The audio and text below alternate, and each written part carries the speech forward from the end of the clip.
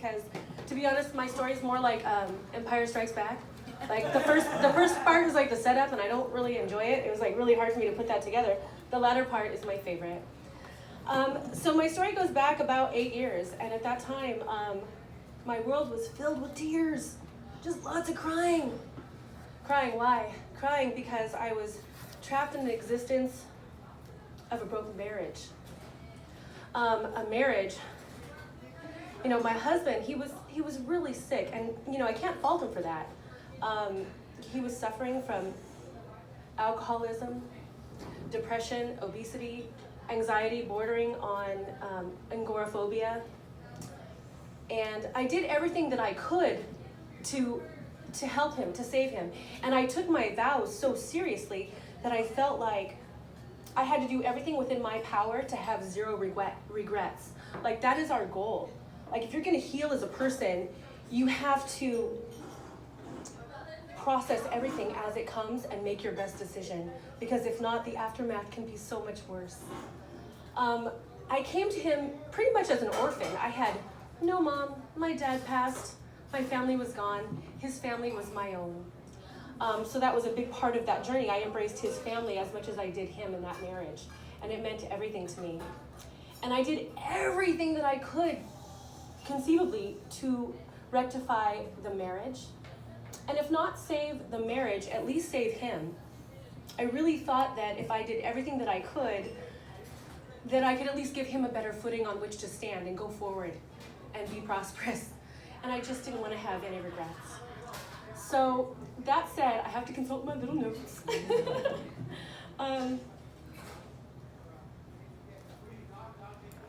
I wanted to exist in a place of prosperity. I wanted to create happiness, adventure. Much like what we're doing right here, right now, like I wanted to do stuff like this. I always want to have challenges and I always want to grow.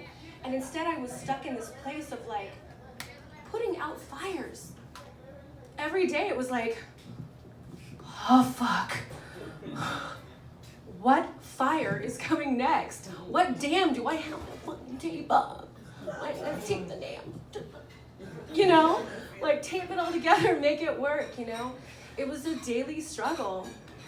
My car, it was a place of like, you know, I mean, it was just a place of crying. So all of that happened, and let me consult my notes again. Oh.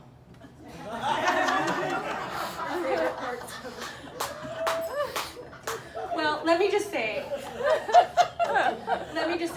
for anyone who's living in a place of untruth, you know, for me in that marriage, I had 1,000,001 reasons that I could not leave. I had 1,000,001 reasons why that was an absolute impossibility. I had no family. His family was my own. We lived check to check in a shoebox. I'm sorry, last time I checked, I wasn't rich. Like, how the hell am I supposed to do that? How am I supposed to create a new life? You know what I mean? How am I supposed to do that? I think I forgot to mention something, but that is okay. So, long story short, let's get to my favorite part of the story. That's the most important part. So, the marriage was in demise. My poor husband's health was without recovery, really. And so, at some point, I found myself at a storytelling competition much like this one. And that day, a certain gentleman got up to speak, someone that I had known for many, many years and probably not seen in like a decade. And I saw him get up and speak and go to participate in life in a way that my husband never did. And he was like the epitome of health and vitality, and he was not too hard on the eyes. And I was like, there are men like that out there. I cannot do this. I cannot do this anymore. I cannot be in this place when there is life out there to be lived. I cannot do that. And I walked away with that feeling just resonating in my soul. And I went to my coworker. And I was like, Vivian, this is when I leave. I'm gonna leave. I'm gonna leave my marriage. I'm gonna walk out. I'm gonna I'm gonna cheat. And she's like, no, you're not. You're gonna do the right thing. You're gonna leave your husband.